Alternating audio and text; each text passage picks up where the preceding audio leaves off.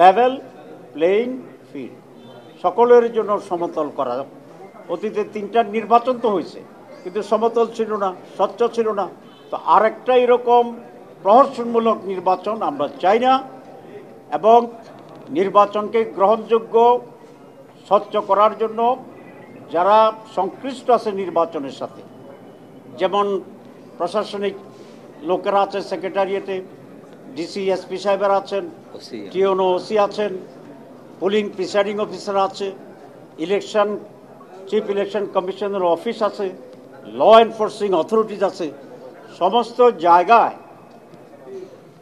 যেন একটি স্বচ্ছতা নিয়ে আসে, আগে থেকে কাজ করে দ্রুতভাবে একটা লেভেল প্লেইং ফিল্ড যেন তৈরি হয়, এবং সেরকম একটা উৎসব মুখর পার্টিসিপেটরি একটি নির্বাচন আমরা চাই। তার জন্য সরকারকে এই দুটি জায়গায় গুরুত্ব দিতে হবে। একটা হচ্ছে বিদেশি প্রবাসীদের ভোটের ব্যাপারে অ্যারেঞ্জমেন্ট, আর একটা হচ্ছে লেভেল প্লেইং ফিল্ড, সকলের জন্য সম অধিকারের যে জায়গাটি, এবং এটা নির্বাচনের অনেক আগেই করতে হবে, যাতে নির্বাচনের ব্যাপারে কনফিডেন্স ফিরে আসে, এবং তার ভিতরে আইনশৃঙ্খলা পরিস্থিতি আছে, সেটা আমি বলেছি যে স্টেক হোল্ডার যারা আছেন, এই সব বিষয়ে যেন একটা উন্নত এবং বিশ্বস্ত আস্থার যে বিষয়টি আছে, সেই বিষয়টি যেন পূর্বাহ্নে প্রতিষ্ঠিত করতে পারে।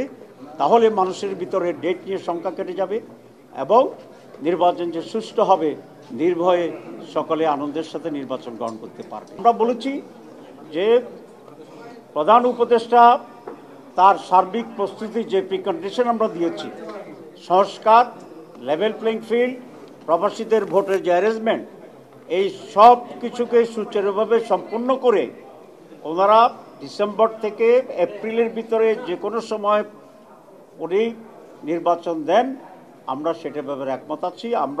এবং আমরা অন্য দলের প্রতি অনুরোধ করেছি, কেউ যেন কোনো একটা পার্টিকুলার দিন ক্ষণ নিয়ে খুব শক্ত না থাকে, রিজিড না থাকে, শব্দটি উচ্চারণ করেছি। আমি যে কথা বলেছি এর ভিতরে এর জবাব আছে।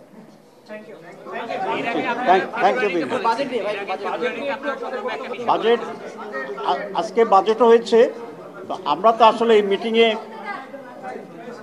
আমরা আজকের বাজেট যখন হচ্ছে তখন আমরা এই মিটিংয়ের ভিতরেই ছিলাম, সুতরাং সরাসরি বাজেট শুনে একটা মাইন্ড তৈরি করা ডিফিকাল্ট। তবু আমাদের কেন্দ্রীয় অফিস থেকে একটা ড্রাফট পাঠিয়েছে আমার কাছে।